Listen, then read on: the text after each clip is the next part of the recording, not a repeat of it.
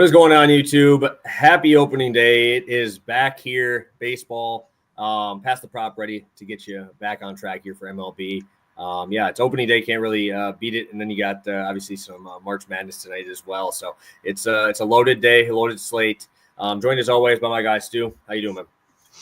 I'm doing good. I kind of think it's like the missed opportunity of the year to not have baseball starting like right now, though. I mean, you know how like 4th of July, we get that like 11 o'clock game, like we get everything all day. Like it feels like today should be one of those days. I mean, there's no competition until tonight.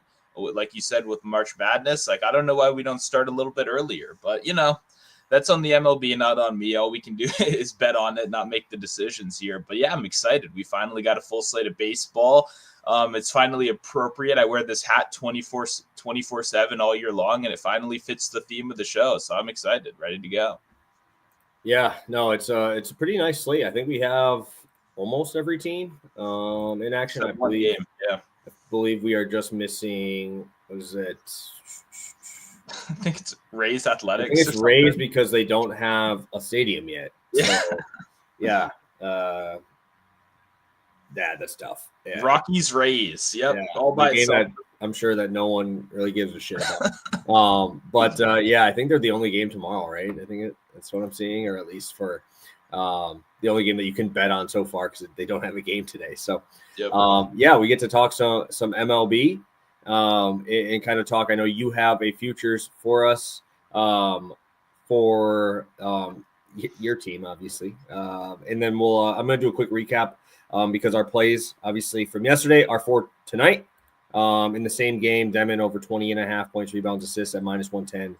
Nelson over 18.5 PR minus 110 there. So that is for tonight. Obviously, we don't have to talk any more college basketball here today. We had that yesterday, so if you want to check that out, make sure you go check out yesterday's show.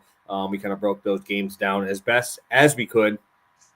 But we're on to today, Stu. Obviously, opening day for your team. I believe you have you're home. I believe you guys are home. My team's away. Mm-hmm. What are you excited for this year for the Nationals? Yeah, I mean, it actually should be a pretty solid year. I mean, it's been kind of dark for the Nats these last couple of years. If you've been watching the show, we've been betting against them a lot. It's something I have absolutely no problem doing is betting against the guys on my team. I feel like it's almost my specialty at this point. But yeah, I mean, it's one of those years where we've got a couple like blue chip prospects. You got James Wood, you got Dylan Cruz, you got a couple first round picks coming up the minor leagues. I mean, it's a year where I think they're trying to take that step. They're saying the rebuild's over. I think that's a little aggressive. I don't think it's like 1 or 2 years out. Yeah, right. Exactly. I think it's that year where you show you're getting close. Your young guys have a couple step forwards. Then it could be serious. You could be a real team.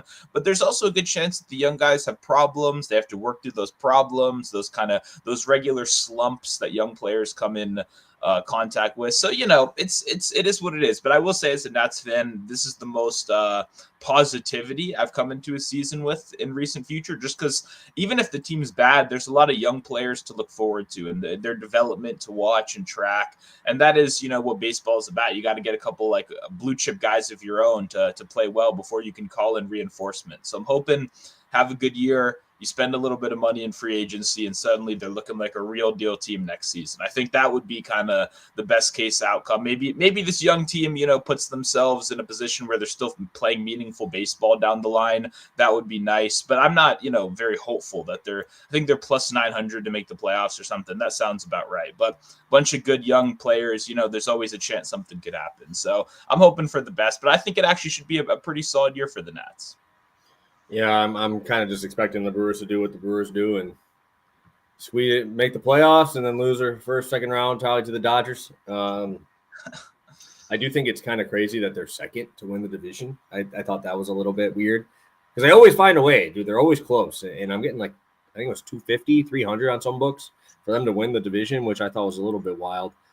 Seeing as we have, Woodruff coming back this year, which is huge. Kind of got the stuff out of Corbin Burns too, like that kind of that taste is gone now. So he's over there in Arizona. But yeah, I think that's going to be a futures market I take.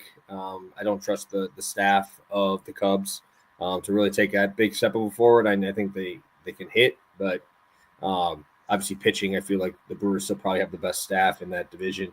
And that's kind of what wins you those games, right? Those being able to be kind of a little bit more scrappy under Pat Murphy. So I'm excited. I'm sure I'll get to 15, 20 games like I usually do. Yeah, there's nothing really better than going there, and especially because we have a dome. Oh my God, it makes things so much better. It is so much better. It is. I don't want to say life changing, but it is life changing to go to a game like that where you go and you have to deal with all the shit when you go to like a minor league game or anything. And you get to just have a retractable roof. Oh, it started raining. We'll just cover it up, and there's no delays. It's just 3 hours in and out. We're good, and it feels great. So, obviously, I'm hoping the Brewers have a good year. But I mean, it's pretty much what Yankees, Dodgers until Manfred gets his fucking ass out. So, probably the worst leader of any major sport in a long time, and that's unfortunate because I feel like this year is kind of just like enjoy the regular season because it's not really going to be too much in the playoffs. It's going to be pretty boring. I think the Dodgers were 175 to make it out of the NL. Like that is stupid. Yeah, it's pretty unbettable for any of their futures. They're the best team in the league. It's kind of not that close, but that is the beautiful part, I guess, about some of these playoffs. And I would say how sports work in general is those teams that are always the heavy favorite before the season starts. It does feel like karma and the baseball gods. I'm not like rooting for injuries, nothing like that. But these are long seasons and shit happens, and it's never as easy as it looks it's going to be. And obviously this is kind of historic just because the Dodgers spent so much, kept adding these good players, but I would say the baseball gods have a way of evening things out by the time we get to playoffs. So I'm just going to hope for that. I'm going to stay optimistic and, hope the Dodgers don't just like beat people down all year because that would kind of suck. Yeah, it's going to be interesting there. So I guess we can transfer over to today's slate, first slate of the year. Stu, what game's sticking out to you as we have a lot of good arms on the slate? Yeah, I was gonna say it's kind of hard because there's so many like ace versus ace matchups on here. I mean, for me, I mentioned him briefly before the show. One guy I'm really interested in watching is Garrett Crochet with the Red Sox in that Red Sox versus Rangers matchup. The Rangers have a couple more enticing pitchers than Evaldi, obviously. I want to see like Kumar. I want to see the younger guys. So on that side, it's not as interesting. But Crochet is a guy that like I opened up the futures market. Like, talk about unbettable. The guy is like second in every major category. You know what I mean? Like, it's not like the hype train is gone. The hype train's fully left the station. Like, everyone is fully on board. And I see why. Crochet was awesome last year. Like, super awesome. But now you are going from like the worst team in the league where there are no stakes at all to like a new spot, where a lot of eyes are going to be on you. And now you're the opening day starter. And now people are pricing you like you're the best pitcher in baseball. So Crochet will be very interesting. I did want to bet him from a futures perspective, just because I'm like, oh, the guy rocks. Like I want to see if I can bet on him. And then you go to open up those sports books and you go, oh God, they are way ahead of me on this one. Like they have him priced like he's the best pitcher in baseball. So I'm curious to watch him, in his new environment, obviously. And I think that should be a pretty good game in general. But I mean, for me, it's going to be kind of like a March Madness, like flipping between 10 games, laptop have one game up. I'm just going to be trying to watch as much as possible because these opening games are obviously so important to our betting short term going forward.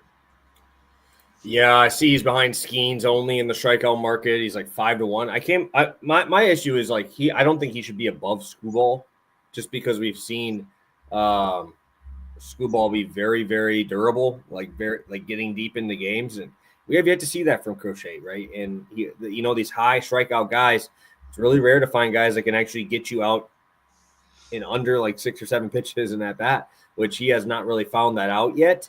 I'm more excited, to obviously watch Skeens today, right? Get to watch him. I think I'm more excited to watch Alcantara on the other side, actually. Just coming off of an injury, and I was a huge Sandy guy. I had him in all my fantasy leagues. I had a ton of best ball of him on his 2 years ago when he was really, really good. That was really fun for me because not everybody kind of had him kind of taken off like that, but obviously you get to throw in Marlins Park. You get to face the Pirates today. I think that's going to be a fantastic matchup. And I'm really excited to watch that one. And lastly, There's one other game I wanted to talk about, and I think it was. Let me pull this up because I'm looking at like all those crazy future markets that you were just talking about with Crochet. But digging down here, there's a couple other games I'm really interested to watch Hunter Green again and kind of see him. He's got the Giants at home, like Logan Webb, one of my dudes. I think that's going to be a fun game for me to watch because I always bet Logan Webb. But is there a worse spot for you to play than here on your first game? And I saw it's supposed to be kind of mid 50s, but I don't think that really matters when that place just kind of jumps. The baseball jumps there. There's no Coors Field, so that is definitely the best hitting park there today. Just kind of seeing if we can see another one of those years from Logan Webb where he just kind of doesn't dominate, but just ends up at the end of the year with 15 wins and a sub-3 ERA. The dude's just all reliable. Yeah, he's one of my favorite pitchers for that exact reason. But I did see him on the timeline. People were already betting like the over outs. Oh, he's so consistent with the outs. And I'm like, guys, the first fucking game. It's the first game of the year, and he's in the worst ballpark for him possible. Like, I don't know. It's so funny. I think people are just in such a rush to bet baseball. Like, they haven't done it in a while, that they're just going to their classics. They're playing the hits. And, like, Logan Webb outs is a hit. You know what I mean? If you're a bettor, like, that's definitely one you've hit in the past. But, like, it's just my advice in general for opening day for any sport. It's just, like, you can keep it a little calm, just because it's a guy you love and maybe a matchup on paper that doesn't look terrible. Like, look at the stadium, take in some more info. We don't have to be in a rush to bet these guys instantly, but definitely agree that's going to be a good game. And I'm curious to see if Hunter Green, keeps putting the pieces together because he's already great. Any improvements the guy makes, I mean, he's that close to being, absolutely shut out elite. So it'll be fun to see. Yeah, last thing I want to talk about is new faces, right? New faces in different places, right? There's a lot of different guys moving around in the MLB markets when you're carrying this many guys on a roster. And we saw a lot of movement in this offseason. So for me, I think what I'm looking at today is like some guys really struggle in the new spots. Some guys are right?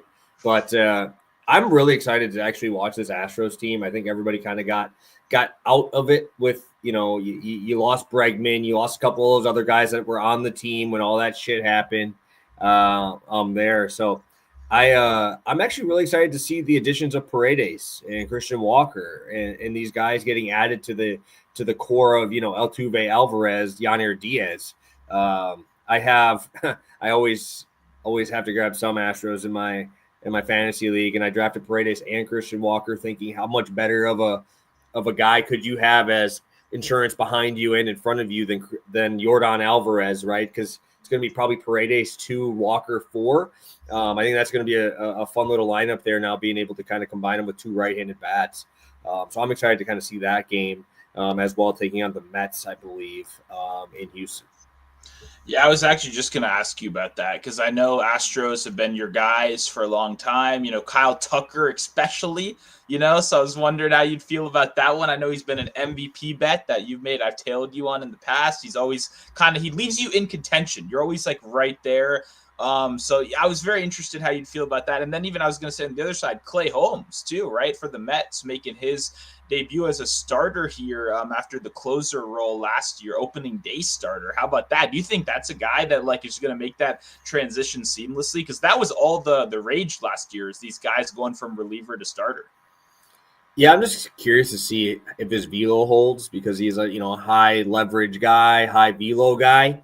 You're going to an Astros team that now with Paredes and Walker kind of gained strikeouts there, but the guys that were there before still don't strike out much. Yanir Diaz, Jose Altuve, and Yordan are just not high strikeout guys. So I'm curious how that's going to work in this game.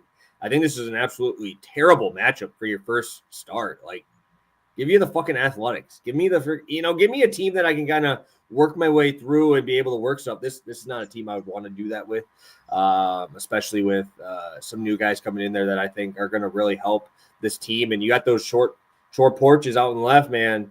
That's pull side for Paredes and Walker. That's kind of the reason I grabbed them, because I think that's going to be – you could pop it up for those guys and get it out to the left side. So Kind of worried on that a little bit for him. I do have a couple tickets to like I told you that they gave me a couple free tickets to the 100K to first crazy one. I know Holmes will probably be the pitcher of choice on the lower end, but I think I'm going to stay away from him today, even though I'm sure he'll be a very popular click because he is the cheapest pitcher on the slate. Yeah, no, I mean, I don't know that this one caught my eye as well though when I was going through. I'm curious about the Clay Holmes. I might even the strikeouts opened 3.5, and it jumped up to 4.5 now. But now it's even playable on the under. I might even play a little under 4.5, just because in general I'm not really going to be playing many overs on pitchers. I know it's like elite guys, elite arms that we all recognize, but once again, opening day you have to take into account how warmed up a guy is, how deep into these games they're going to go in their first start of the year. Like baseball's such a long season that I'm just going to be naturally a little bit more conservative. If I was playing overs, I'd probably buy it down a little. You got to be cautious of those key numbers with outs. Like anything 15.5 is scary as hell. You want to be being very careful in these first couple of days. Yeah, I think we got 30 of you guys in here live. I'm happy to see you guys here on opening day joining us on your Thursday morning. I know we don't do Thursdays usually, but 3 days in a row from us. Hopefully we can get you guys some info that can help you out on this opening day, because it is a little bit overwhelming with college basketball in here as well, which is why we kind of wanted to do, 2 separate shows than trying to just jam everything on this day, because it is a crazy day.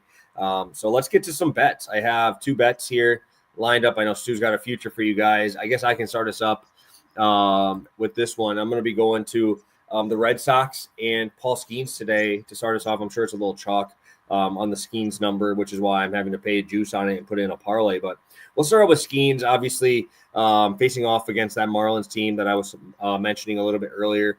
I think a lot of people are going to overlook that Norby injury. Connor Norby is actually pretty good. Like, he's a good young hitter for this Marlins team. He is out to start the season. I think that's actually really important because there's really no depth on this roster. This is one of the worst lineups in baseball, second lowest OPS last year. And we saw, 23 strikeouts in 18 innings. Paul Skeens has his strikeout stuff. I was a little bit concerned with the 9 walks in those 18 innings, but you also, we've been seeing that he's adding new stuff. He's adding velo. This dude he's a wizard, man. He's massive, throwing the ball, obviously 100 miles an hour. It has great stuff. I'm also looking, there should be at least no lineup yet from the Marlins, but I'm expecting 6 left-handed bats in this lineup. Skeens does extremely well against those guys, right? I'm looking at his whiff percentage on the curveball and changeup specifically against lefties last year. That changeup had a 52% whiff rate. That is absurd. That's an absolutely absurd number. When you throw 100 miles an hour, that obviously makes your changeup a lot more effective when you're taking off 12 miles an hour. I think he's throwing 87 on the changeup, 98.7 average fastball velocity, 2 left-handed bats. I have a hard time seeing Miami really compete in this game. And when I talked about how good I think Alcantara can do against this Pittsburgh side, I think this could be one of those games that just 2 hours, 20 minutes, both these guys just filling up the zone. I don't want to take any outs. I don't want to go to that full number just because I am a little bit concerned about getting deeper in the game. I'm obviously Skeens is, if you had to pick somebody to build a team around right now, I'm sure it's probably Ohtani. Witt and Skeens is probably right there for all these GMs if they had the opportunity to do so. So I'm going to be rolling with Skeens here today, taking a couple off just because of the outs concerns. Nothing else. There's no, I would bet a straight line, but it's at 7.5 juice or with a plus 110. I just think that could kind of come and bite me in the ass a little bit there when you're worried about, is this guy going to go out for the 6th inning? He has 68 pitches. Is he going to go out? I think he gets 6 in 5 innings. I don't think he's going to have an issue there, which is why I kind of like this buy down. And going over to the Red Sox side, just kind of talking about how good Crochet is. Again, I don't trust him to go deep in this game, but do I trust him to go 5 innings? Hell yeah, I do. And that's why these books are smart and gave you, the 15.5 outs line, right? And we've seen a lot of hype on Crochet and all that, but don't forget they still got Devers and they brought in Bregman there as well to go along with Jarren Duran. Obviously, I am an Eovaldi fan. I do like Nathan Eovaldi. But I could see this being like a 2-1 Red Sox. I could see Eovaldi having a good outing. He just has struggles with power. He does like to throw his fastball up in the zone a little bit because he has a really good split finger fastball. That splitter is absolutely wipeout, probably one of the best in the game. And it has been for many years, but man, he does have a little bit of power issues. And if I'm going to have to bet on a spot today, I think it's the Red Sox. Even though they are on the road, it doesn't really matter. This is his first start for this team, so this doesn't really feel like anything different. But he gets a matchup in Texas, right? You're in a dome. I think this is a spot where I want to trust Crochet. I trust him a lot more in this spot, especially if you're going to give me the tie as well. That will cash this as well. So I wanted to pair Skeens with something, and I do feel a little bit more confident in the Crochet side in this Texas team. I believe no Seager today. It's a tough spot to start your season off with. Yeah, no, I like the spot a lot. Obviously, it's going to be hard to make any counter arguments against Skeens, against one of the worst lineups in the league, obviously, out there. I mean, they're going to have Xavier Edwards at the top trying to make contact. Maybe he'll get on base, swipe a bag. Outside of that, you got pretty much nothing. So, I mean, definitely like that. And yeah, we were just talking about it, but Crochet's an absolute dog. He's an absolute beast. And as someone that does want to get some betting exposure to him, this does sound like a pretty good way to do it, especially knowing that you get with the plus, 0.5, you get a little bit of room for error right there in case it's just that low scoring pitchers duel that is always possible. So I'm in. I like the spot. Yeah, I also think that that's going to be the most bet prop of the day, being Garrett Crochet strikeouts, just because it's the new shiny toy, and we talk about that all the time. Yeah, I'm good with not betting his strikeouts, but still giving him the opportunity there to be on my card in a different way. Yeah, I'm sure I'll start seeing him pop up on my timeline even more than I've already seen him in the last 2 days today. So heading over to Houston, we got a futures bet for you on your team. So I'll let you take it away in this spot. Yeah, I mean, I'll keep it quick. I really don't like betting MLB futures. It's kind of a brutal market because you got to wait so long to get your money back. The only time I've really confidently done it is when they mispriced all those stolen base props when they first changed that rule. Those were the easiest futures in the world just because they were priced the old way. And then I'll bet some Nationals futures. In the past, it's been Mackenzie Gore and Josiah Gray win unders, had some success in those. Now I'm going to the future. We're going James Wood over 17.5 homers on Caesars and offshore. It's moved to 8.5 on FanDuel DraftKings. I take the 18.5 as well. But yeah, I mean, I think James Wood is a guy that he's obviously the centerpiece of Washington's future, right? Going forward, he is the name. I mean, him and Cruz are kind of the tag team. It takes a little pressure off, but he was pretty much the centerpiece of that trade with Juan Soto back in the day, that's kind of your legacy when you're in one of these mega trades. And he's looked awesome to start out his career. What we know, I mean, the hard hit rates, the average exit velocity, the bat speed, all of that is fantastic. The guy hits the hell out of the ball. There's one tricky problem. He had an 18% fly ball rate. So he's not elevating. He's crushing the ball. He's hammering the ball. I think he had 7 or 8 homers last year and, limited appearances, but he wasn't elevating at all. I mean, he was hammering it like it line drives, and that's good. That's all and well. But one thing Washington has done is they've been firing all of the old head. We got to get singles win games. They've been firing those guys, which is long overdue because Washington for the last couple of years, if you haven't been paying attention, has been trying to win like the budget Guardians, where they're like, we just got to get on base. We don't need the power. We don't need the homers. Like, we're going to win these ugly, gritty games. We're going to, that's going to be the number one thing. And it just hasn't really worked that well. And I think the organizational philosophy going more towards analytics and more towards how can we hit more bombs? How can we generate more power? Washington can't be a successful team being a bottom 3 home run team every single year. And I think James Wood, a guy who's freaking 6'7" and hits the ball harder than almost anyone in the league, is going to be someone that sees early returns from that. And one thing I like about futures on young players on bad teams is James Wood could be really bad for parts of this year. Like, I don't think that's likely. He's a high tier prospect for a reason. He looked awesome last year for a reason.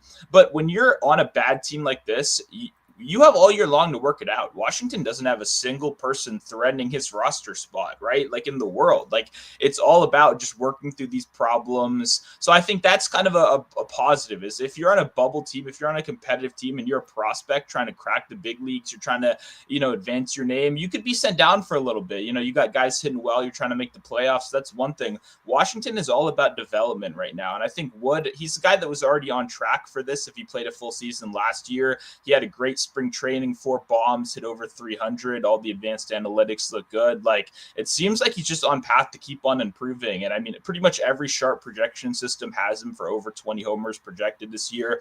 I think we get a 2020 season from James Wood.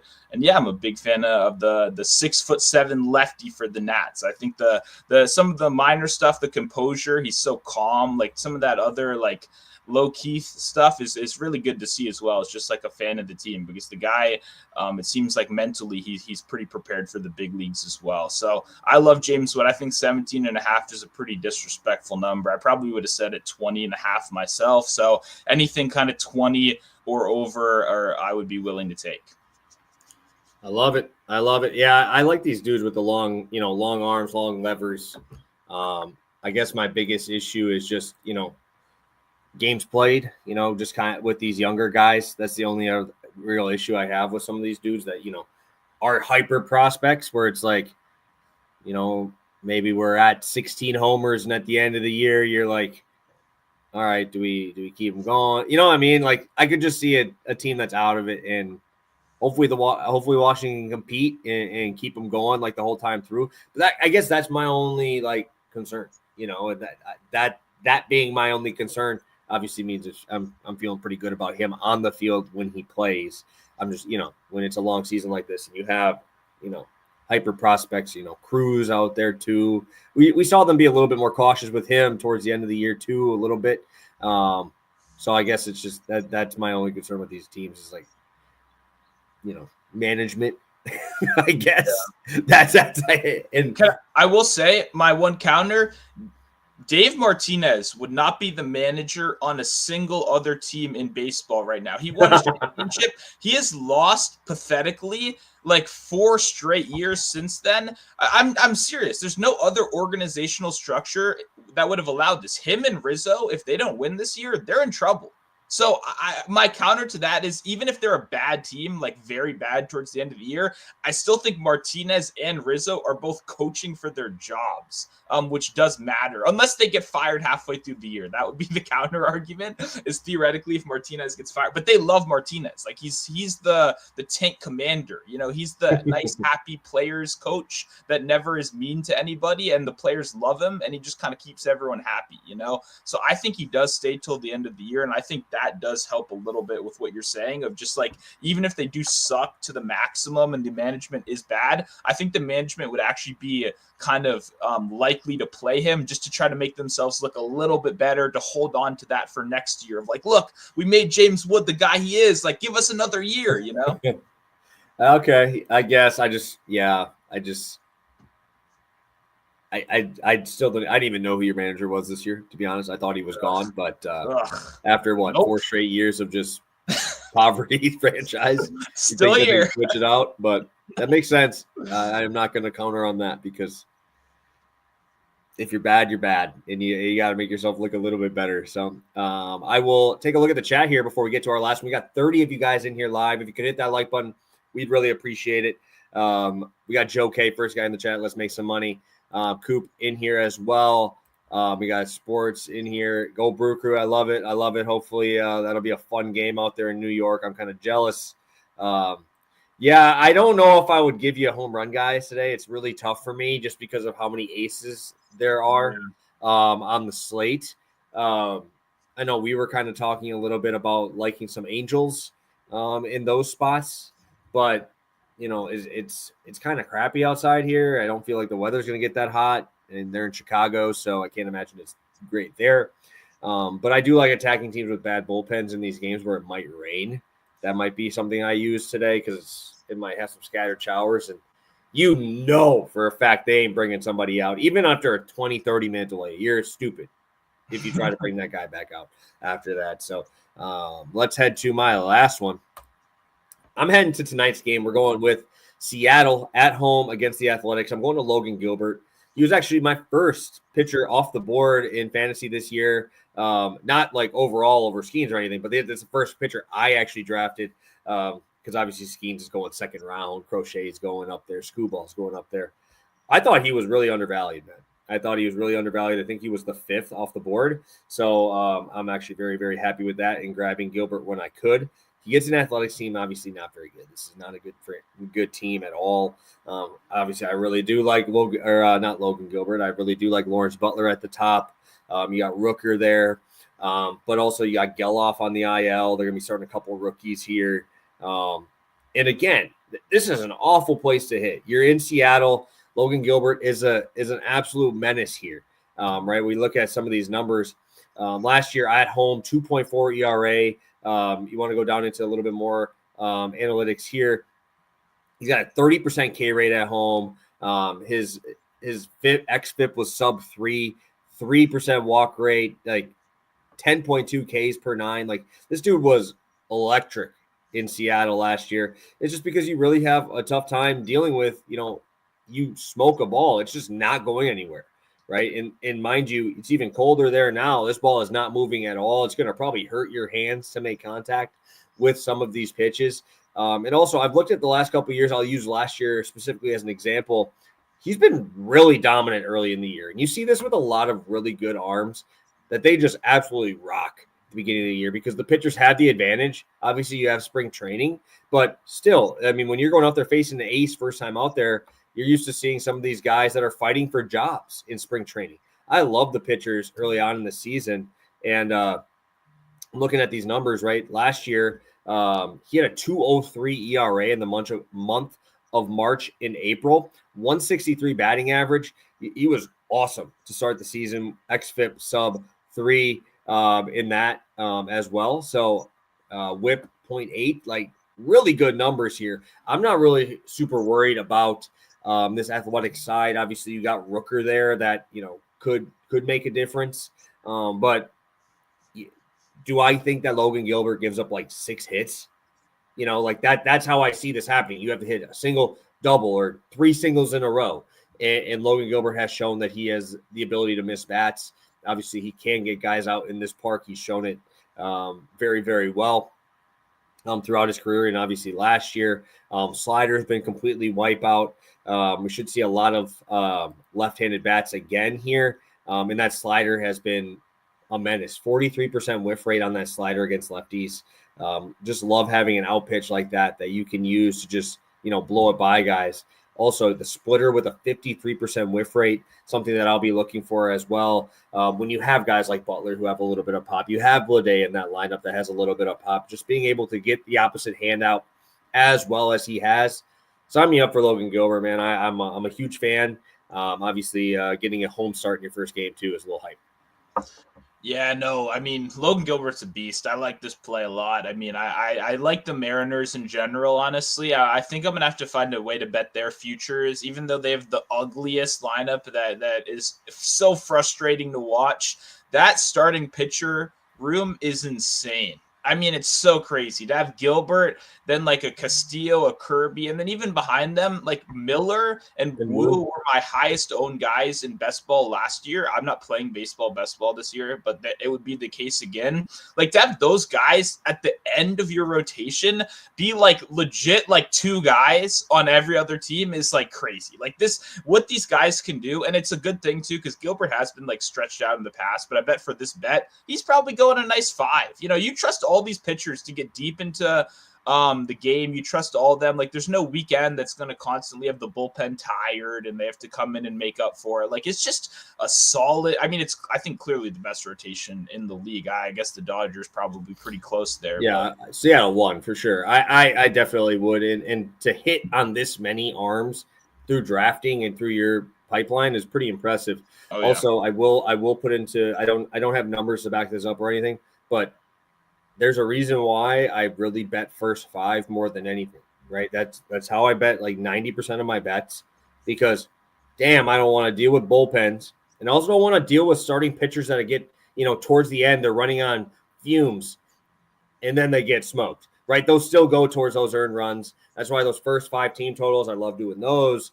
And kind of sticking to those so I don't have to deal with these bullpen arms. I don't have to deal with these guys early in the season getting stretched to 7 innings because we've seen a ton of outings for Logan Gilbert get to 7 innings. I can't imagine that happens today. But even 6, man, even 6. I mean, he stretched out in spring training pretty well and was pretty dominant there. So really like Gilbert. I think this is a huge, big step up year for him to kind of be the ace of probably the best staff in the bigs. 100%. No, but I like the spot, definitely ride it. And I just wish this team could add some hitters, man. They're so brutal to watch on the offensive. I mean, when J-Rod isn't on, especially, like, it just turns so bad. So I will say I did draft Logan Gilbert, like I mentioned to you. I have the reliever, Andre Munoz. I did draft one of your boys, one of your old boys from the Mariners, Victor Robles, getting that spot. Victor Robles getting that leadoff spot. Give me 40 swipes this year, bro. Yeah. That's all I need from you. Just swipe me some bags. And I mean, he's a leadoff hitter here, dude. He's projected leadoff hitter for the whole season. You got J-Rod behind you. What more can you ask for? This is a huge opportunity for him. And I think this is a spot where I definitely want to be on him early, right? I want to be on him preseason and everything here because I do think Robles is going to be, in a prime spot here, getting a leadoff opportunity and just pretty much get on base, swipe bases, and let these Mariners, put up 3 runs a game, and hopefully you're scoring 1 or 2 of them. Yeah, no, it's crazy to see. I mean, Victor was supposed to be obviously the center fielder of the future for Washington, had his best career year as a rookie, right? Immediately when he came up in that huge year where we won it all, and then kind of downhill from there, surprisingly. Like, he just could never get – Washington fans hate Victor because he's made some of the worst fielding plays you've ever seen where he just, like, missed the ball. And he's a great defensive player. That's the crazy thing. Like, he can cover so much ground. He's great speed out there, like you said, with the stolen bases. Just like he mentally checked out the last 2 years with Washington. So a lot of guys hate him. I don't. I'm always happy for Victor Robles. That guy, he's a good guy. I met him before, and yeah, just you got to root for him. He's a national and OG, and he's finally doing well. Shout out Michael A. Taylor as well. Couple national guys that played center field and then have had whole career resurgences after they left. Nothing but good vibes for the former Nationals. But yeah, Victor had some rough moments in DC, and for that reason, I could never trust that guy going forward. I hope for him, the best. But if I were the manager of another team, seeing what I've seen with Victor is to have this guy as your everyday, leadoff hitter or whatever, that's oh shit, good luck. He's going to get picked off 4 times this year. I'm just calling it. Yeah, but maybe these are the spots that I kind of like these dudes because you don't have to deal with the media. Seattle don't give a fuck, true. Right? Yeah, you're worried. You need to score 2 runs and you probably win games, yeah. Right? That's what I'm saying. The amount of pressure on these hitters, I feel is lower than any other hitting staff in the entire MLB, right? You just need to put up 3-4 runs. And obviously having Julio there, and that's an elite outfield, man. Say what you want. I watched a lot of Victor Robles because I usually bet a lot of overs in those Nationals games. But my God, dude, he makes crazy plays and then he makes stupid bonehead easy plays look so hard, right? But being able to have a guy like Julio Rodriguez in that outfield with you, man, is pretty. It's going to be I think it's going to be a fun little team to watch when it's 9 p.m. here and watch those games. So. No, I agree. There'll be a late night hammer, I'm sure, a decent amount this year. Yes, sir. Let's get through a quick recap here, Stu, and we'll get these guys on their way. Baseball starts in about 3.5 hours. If you're watching the first game, I think it's 2.5. So let's get to yours first. Sounds good. You got a little bit of a future play out here. We got James Wood over 17.5 home runs, -118 over on Caesars. And like I said, I'd play it at 18.5 as well. Beautiful. I'll be on Logan Gilbert under 1.5 earned runs. And I'm also on the Red Sox first 5 plus half a run. And then Paul Skeens 6 strikeouts at -104. Feeling good about that one. I believe you can get some plus money over on FanDuel on that one as well. But anything else, Stu? Anything else for you on today's slate? College basketball, baseball, everything. What do you got? Yeah, just looking around. I've got some smaller bets. I'm going to be betting Mike Trout a lot earlier in the year, probably, just because, who knows how long that guy's got before you get that underdog notification. It's unfortunate to say, but one of the best guys we have in our game. And Trout, I feel normally gets off to a pretty hot start. So I would say that's a guy I got a little bit on the hits, runs, RBIs. If you've been watching the show, That's my favorite market. But yeah, I mean, I don't have too much. I'll probably just collect a couple smaller bets, something to stay entertained. My Washington game, it's kind of tough. I don't think we're going to win, unfortunately. Mackenzie Gore is not my favorite guy in the world. I know a lot of people love him. He's kind of hit or miss. He's got some great strikeout stuff. I'm kind of more interested to see some of the other guys in the rotation as the year goes on. I really think Mackenzie Gore hates being in DC, too. I would not be surprised if he is out of here pretty soon, whether it's a trade or as soon as his contract ends. So I don't know. I think Philly probably takes care of business. That's the only thing I get asked about, by the way. People just tag me in Nationals questions all day long. Like, hey, sorry, I'm betting against your team. What do you think of here? But I do think Philly takes care of business. I tailed our guy, John Legaza, 1.5 first 5 team total. You told me that moved to 2.5. I would still probably take it there, but it's opening day. You don't got to be so crazy. So, yeah, I'm just excited, man. We got a lot of good stuff to talk about in the show. Make sure you're following over on Twitter if you want to see all my bets. Like I said, I'll probably have like a college basketball for tomorrow out or something like that. But, yeah, just stay locked in, and we'll keep on posting these winners. How about that? Yes, sir. Yes, sir. We got a lot of action coming up here. We'll be back tomorrow. We'll figure out times and everything for that. But yeah, I'm excited. We got some baseball here today. We got some college basketball tonight. It's going to be all night, right? I think that might be why they did it. I don't think they thought that far ahead. But it's nice that 9 of the 12 games will be done by the time the first tip off. And it goes right into tonight. Then you got the 9 p.m. games. So they don't have anything during those games, which I think is actually smart. I would still like an 11 o'clock. Like, figure your shit out. I was going to say, just start a little earlier. Like, we don't need 9 games at 4 p.m. or whatever. You could have 1 or 2 of those a little earlier, but that is a good point. It'll be a great day of basketball and baseball watching. And if you guys do have any questions along the way, drop them below. We'll get to them and, yeah, make some money. Yes, sir. Yes, sir. Thank you guys for tuning in. 20 of you guys still left in here on your Thursday afternoon. We appreciate you. Best of luck on all your bets tonight. Obviously, college basketball, baseball related, whatever you got. And we will be back tomorrow. See you guys 3 days straight over here on Pass the Prop. Have a good one, guys, and best of luck tonight.